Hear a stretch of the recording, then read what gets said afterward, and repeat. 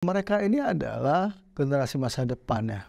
Mereka akan menggantikan kita menjadi penyelenggara pemilu, menjadi anggota partai politik, atau kemudian menjadi tokoh-tokoh di 10 tahun, 20 tahun ke depan. Kejahatan itu terjadi bukan karena banyaknya penjahat, tapi orang-orang baik yang tidak mau terlibat. Jadi omnipresent bentuknya. Nah, ketika kejahatan itu bentuknya omnipresent ada di dunia nyata, pertanyaan saya, apakah juga ada di dunia digital? Jawabannya pasti ada. Dan ada orang yang menggunakan perangkat atau device untuk hal-hal yang negatif.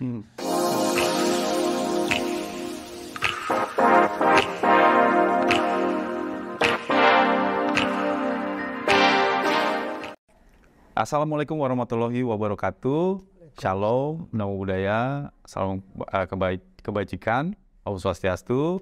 Bertemu lagi dengan saya Gede di podcast Pojok Cangwaslu, podcast Pojok Bincang Pengawasan Pemilu Bawaslu Provinsi DKI Jakarta. Saya punya pantun, bawa pisang dari Bengkulu, pisangnya cocok dibuat bolu. Ketemu lagi di podcast Pojok Cangwaslu, tempatnya kita bincang pengawasan pemilu. Saat ini kita sudah kedatangan narasumber yang bisa dibilang sangat paham seluk-beluk kepemiluan di Indonesia. Kita langsung sambut Pak Ramdansyah. Selamat datang. Selamat datang Pak Ramdansyah. Beliau saat ini sibuk di Majelis Nasional kami ya Pak ya, Korps Alumni AMI sebagai Kepala Bidang Kepemiluan periode 2022 sampai 2027, berarti baru terpilih gitu ya Pak ya? Iya, betul. Terus kemudian beliau juga founder Rumah Demokrasi gitu Pak? Betul. Jadi kita pengen ngobrol nih dengan Pak Ramdansyah berkisar tentang sekarang ini kan dunia digital kan sudah semakin maju gitu ya Pak Ramdansyah. Jadi tema yang mau kita angkat ini pengawasan kampanye digital dalam pemilu tahun 2024. Tapi mungkin banyak yang masih belum tahu nih, belum paham gitu ya Pak. Kira-kira apa sih pengawasan digital? Sebenarnya bentuk pengawasan itu adalah gini. Selama ini kan kita mendengar Bawaslu itu mengawasi produk pemilu ya, sebagai penyelenggara. Ada juga kalau ASN, KSN, Komisi Aparatur Sipil Negara atau Ombudsman mengawasi pelayanan publik. Nah, ini kayak malaikat gitu ngawasin setiap waktu. Padahal sebenarnya menurut saya itu adalah rutinitas sehari-hari kita ketika sebagai civil society itu kemudian mengawasi rutinitas. Kalau di pemilu rutinitas kepemiluan. Kalau tadi saya sebut di pelayanan publik, Ombudsman rutinitas ketika pelayanan dan seterusnya. Nah, lalu apa sih yang dimaksud kemudian pengawasan digital? Sebenarnya menurut saya sama dengan pengawasan lainnya. Karena sehari-hari kan kita berinteraksi dengan perangkat atau device ya, gadget, yang kemudian kita pakai untuk apa?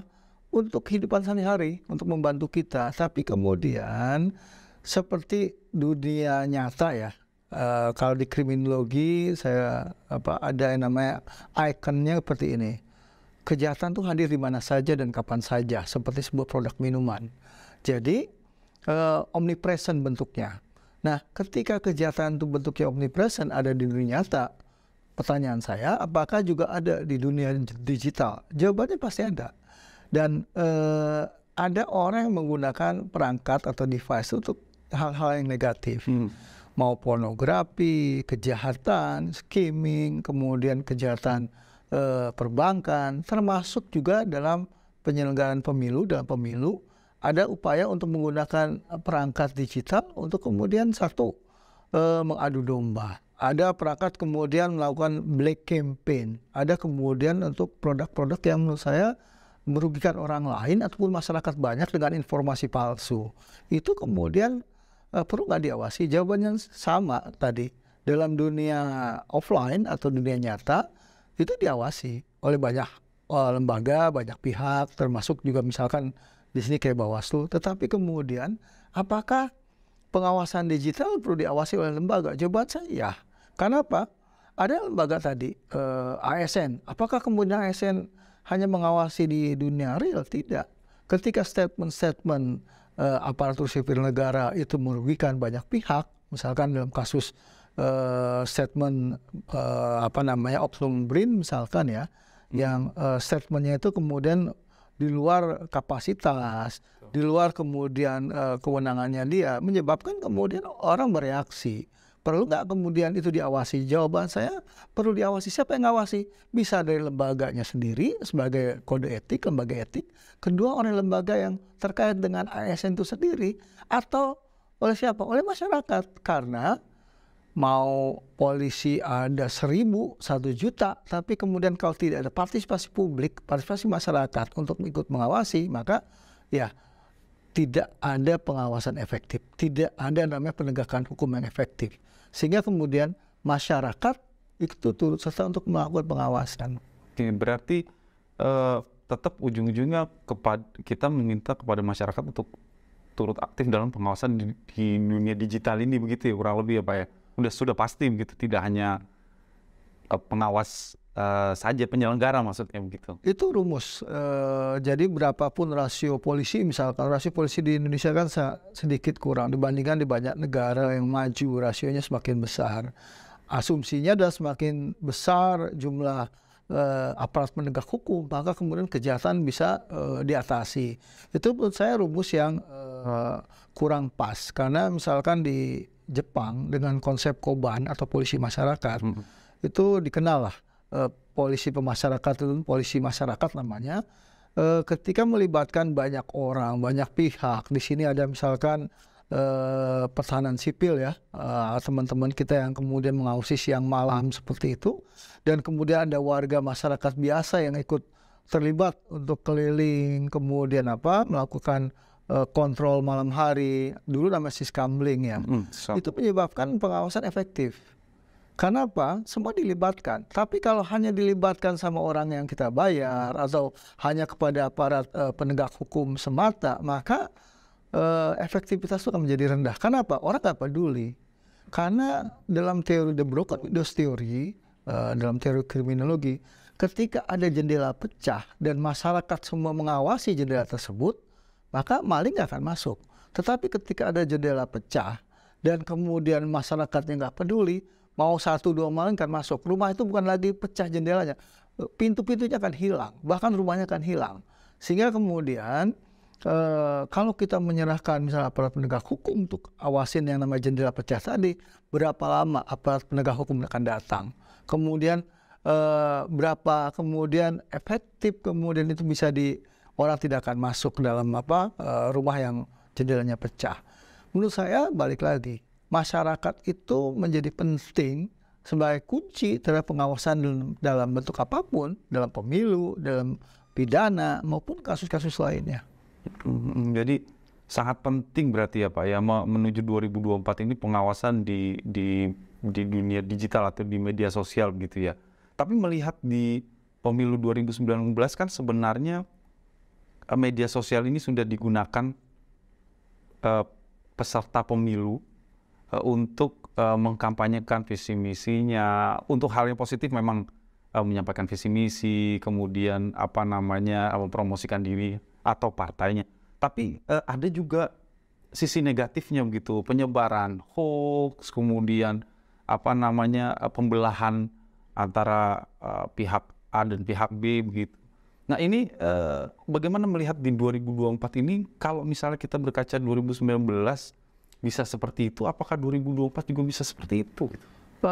Potensi semuanya itu bisa ya, namanya potensi. Tapi apakah aktual itu balik lagi pada beberapa variabel. Misalkan variabel contoh, kalau pemilu itu cuma 2 pasangan calon presiden, maka potensinya itu terjadi pembelahan, belah bambu. Belah bambu itu patahnya di tengah kira-kira gitu. Tapi kemudian kalau 3 misalkan pasangan calon, maka potensi belah bambunya itu peluangnya kecil seperti itu. Kedua, yang sebenarnya terjadinya pembelahan hoax itu, apakah terjadi karena memang dukungan atau simpati masyarakat kepada si calon. Kalau itu hanya sebatas simpati, ketertarikan, senang, itu menurut saya hal yang wajar. Tetapi kalau kemudian lebih dari hanya simpati, kemudian ada upaya untuk melakukan menyerang. Kalau negatif campaign atau kampanye negatif menurut saya hal yang wajar. Di banyak negara bedakan antara black campaign dengan negatif campaign. Okay.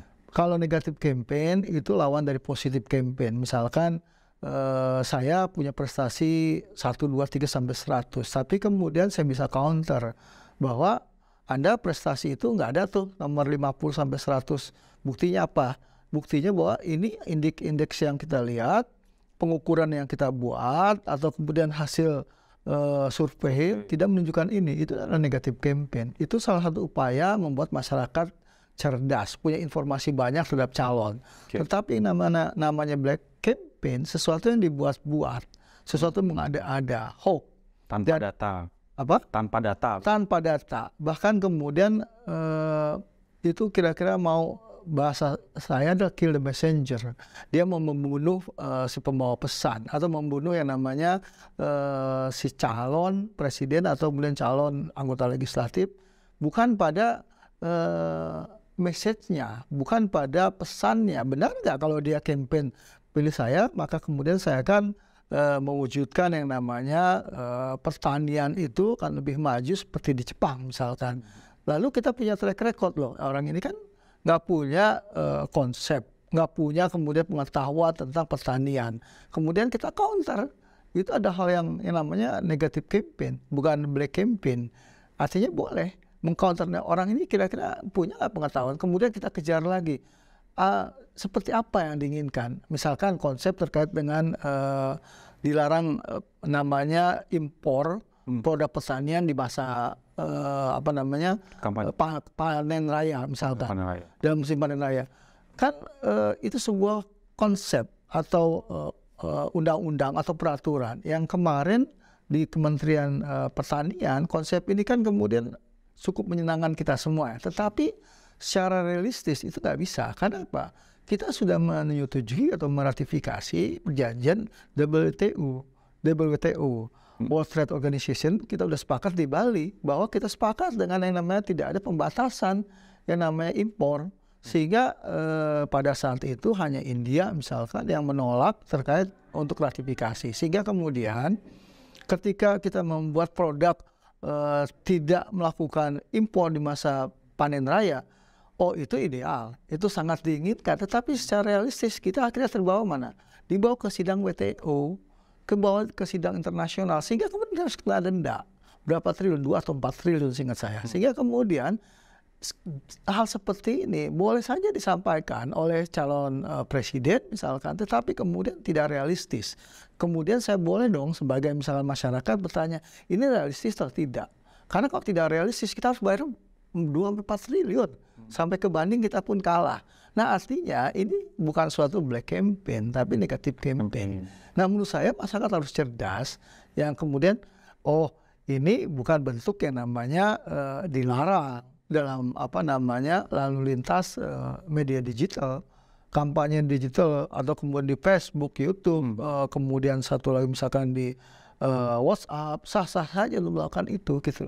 Tapi kerap kadang-kadang, ini black campaign, ini kemudian dilaporkan. Sebenarnya kayak seperti tipis-tipis gitu kayak sebenarnya tidak ya. Sebenarnya sangat substansial nih antara negatif dan black campaign. Tapi terkadang kalau itu sudah masuk di ranah media sosial nih.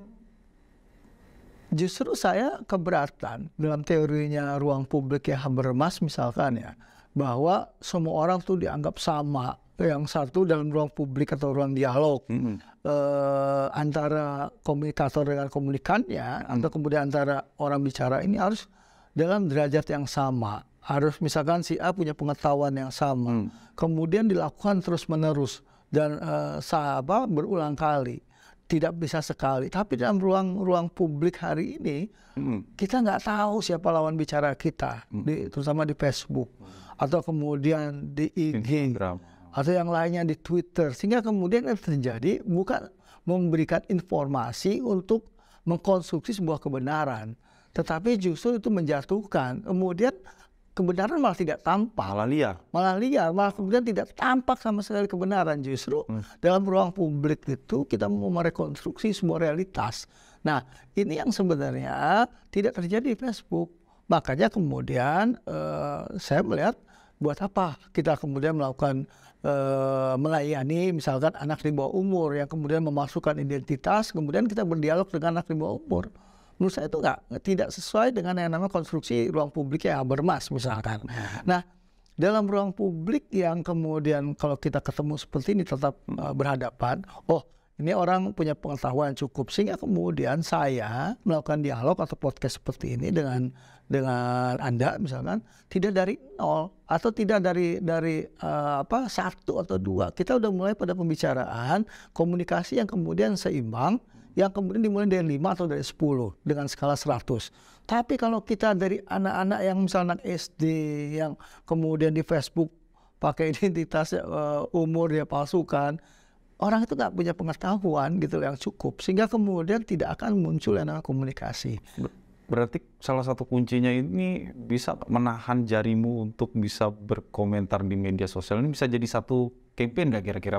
Menurut saya kliktivism namanya, kampanye kliktivism atau kemudian tidak kemudian kecepatan tangan itu lebih cepat ketimbang pikiran kita. Menurut saya itu campaign yang bagus, yang kampanye harus dilakukan oleh Bawaslu misalkan sebagai lembaga formil. Karena apa? Dalam ilmu agama yang saya anut misalkan, apabila datang berita kaum yang fasik, maka harus cek dulu, harus diperiksa dulu. Nggak bisa ada orang tiba-tiba ngasih berita, sumber informasinya tidak terpercaya, tidak akurat, menyatakan bahwa lawan saya itu meninggal gitu loh, caleg yang saya benci itu meninggal, langsung saya kirim, saya forward ke banyak orang. Nggak bisa, tahan dulu, benar nggak mengkonfirmasi beritanya. Karena biasanya kita memforward atau kemudian meneruskan pesan lebih kepada hal yang kita sukai. Yang kita nggak sukai ya udah kita tahan. Misalkan saya benci dengan capres tertentu, maka kemudian apabila datang informasi buruk terhadap capres ini, jangankan kecepatan otak, nggak perlu kita kita lihat lagi berita itu walaupun baru judulnya doang langsung kita kirim. Menurut saya itu salah salah bertindak, atau kemudian kecepatan tangan yang lebih cepat daripada akal kita, pikiran kita, itu menurut saya bukan mencerminkan seorang yang baik atau seorang yang beriman kalau dalam persepsi agama saya. Artinya orang yang beriman, berpengetahuan, dia mendapatkan berita dari orang yang tidak pas atau munafikun, orang fasik, orang kita nggak tahu siapa dia, maka kita harus cek. Dan banyak kemudian orang dalam kondisi sakit di rumah sakit, kemudian ada innalillahi wa inna ilaihi rajiun, itu tanpa kemudian kita lihat dulu benar nggak sih si A meninggal, karena tahu kita lawannya dia, kita nggak suka dia, langsung share kemana aja. Setelah kemudian 10 menit dapat informasi sebaliknya, loh ini orang sehat gitu loh. Apa nggak kita membuang informasi atau membuat fitnah, itu bahaya. Dan saya di sini menekankan bahwa tadi ya terkait pengawasan, terkait dengan bermasyarakat di pemilu juga, balik lagi pada diri sendiri. Orang kemudian harus melatih pada dirinya untuk menjadi orang beriman, orang berpengetahuan. Beriman berpengetahuan menyebabkan dia akan menahan diri dalam banyak hal. Dia akan menjaga hawa nafsu.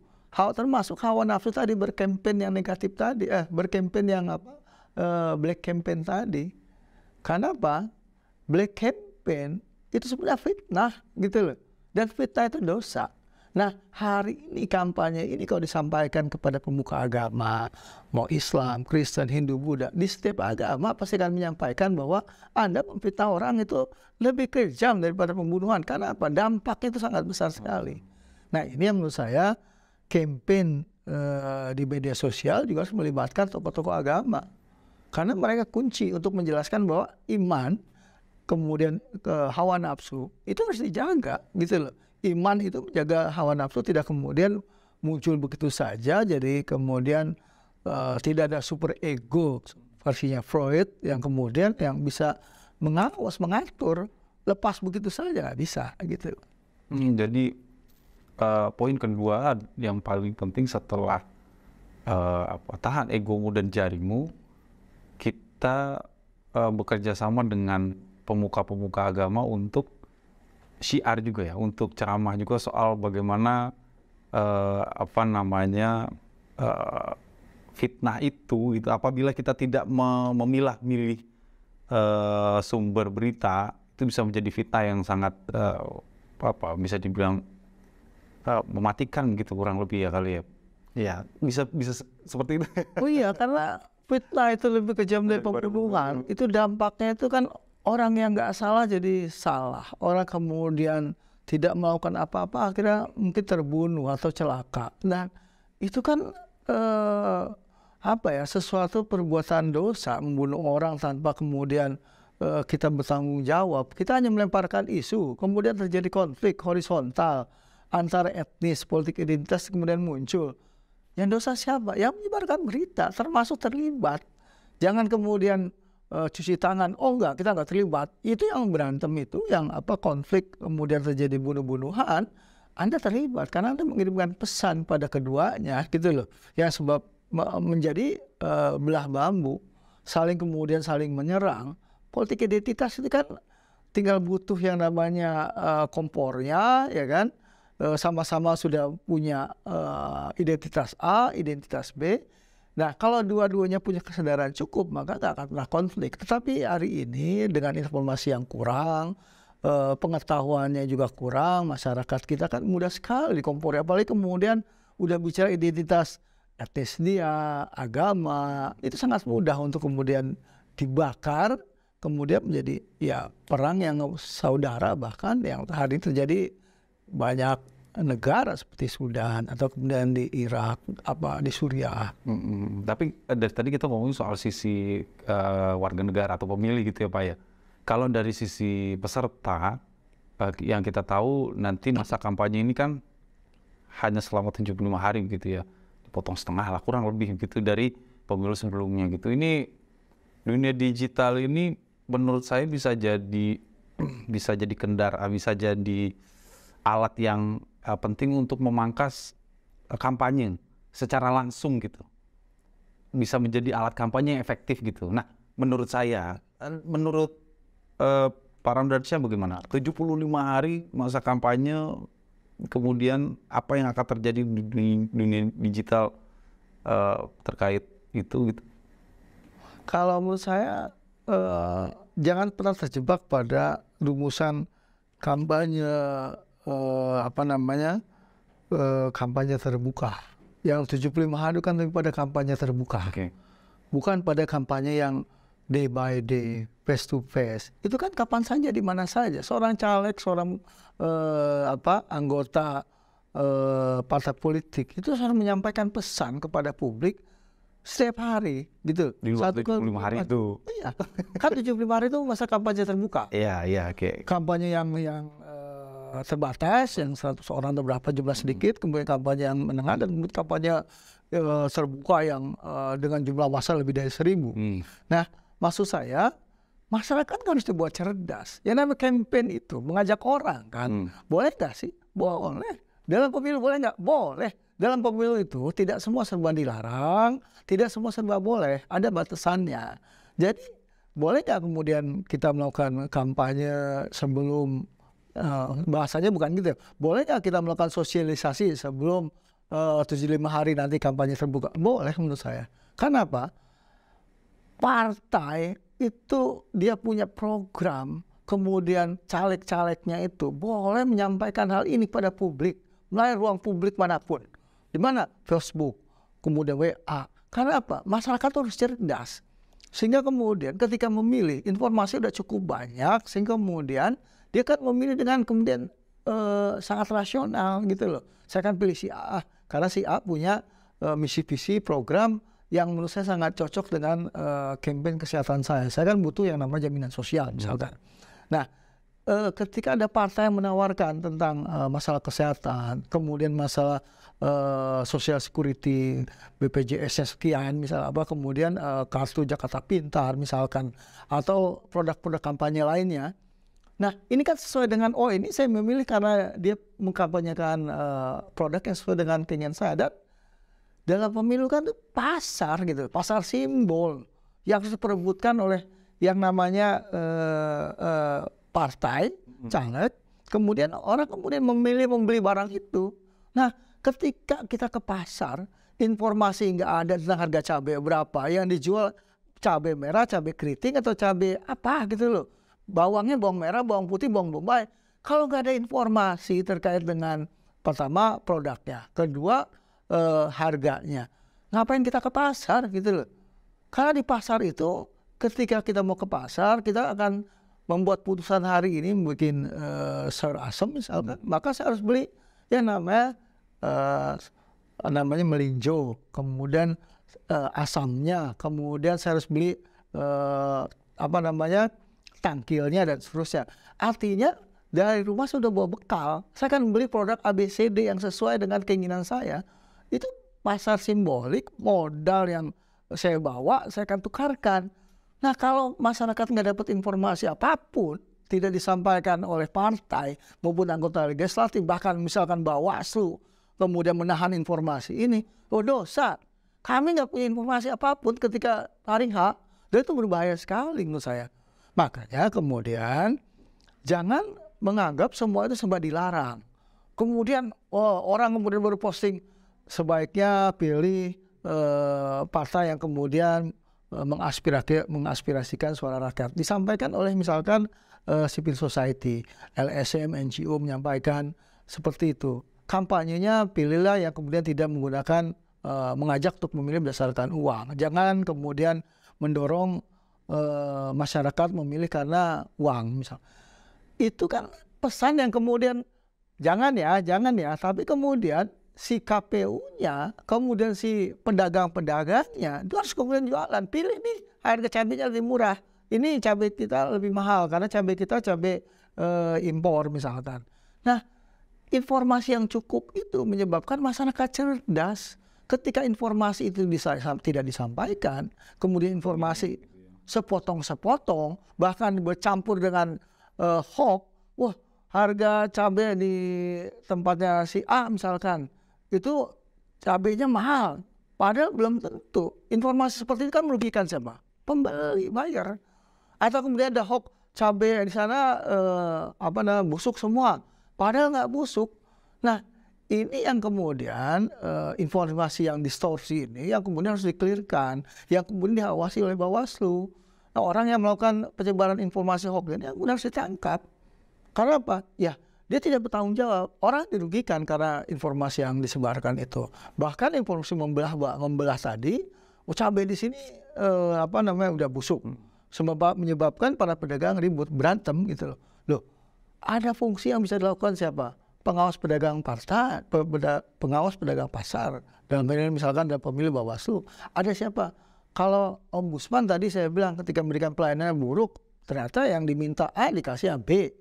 Yang dikasih adalah kita belinya 1 kilo, dikasih cuma 8 ons misalkan. Nah, menurut saya kalau ini informasi ini cukup, abundance, berlebih, dan kemudian tinggal pilih rasional nggak kita gitu loh. Kan orang memilih boleh nggak irasional? Boleh dong, boleh rasional. Tetapi kan berharap pada pemilu yang demokratis itu orang memilih karena rasional. Tetapi karena selera, yang nggak bisa kita salahin juga. Seleranya saya tetap pengen ke pasar tradisional. Walaupun jorok saya bisa komunikasi dengan pedagang. Boleh. Dia mau milih pasar yang lebih maju atau di mall, boleh. Nah itu lebih kepada selera, boleh. Tapi yang kita berharap Anda punya pilihan cerdas. Kenapa beli itu di pasar tradisional maupun di pasar modern. Berarti kembali lagi kecerdasan. Selain itu pun rasional ataupun irasional kembali ke individu masing-masing gitu ya. Ini pilihan tidak bisa mewakili satu golongan apapun gitu. Ini pribadi punya individu masing-masing. Pesan terakhir Pak Ramdansyah, pesan terakhir harapan dan pesan untuk kepada sahabat Bawaslu, ini kebanyakan yang main di dunia digital nih, Gen Z, kemudian pemilih pemula, ada nggak harapan dan pesan kepada sahabat-sahabat semua? Pertama, saya berharap mereka ini adalah generasi masa depan ya. Mereka akan menggantikan kita menjadi penyelenggara pemilu, menjadi anggota partai politik, atau kemudian menjadi tokoh-tokoh di 10 tahun, 20 tahun ke depan. Kalau mereka pemilu, tidak peduli dengan politik, maka mereka akan menikmati masa depan 10-20 tahun lagi.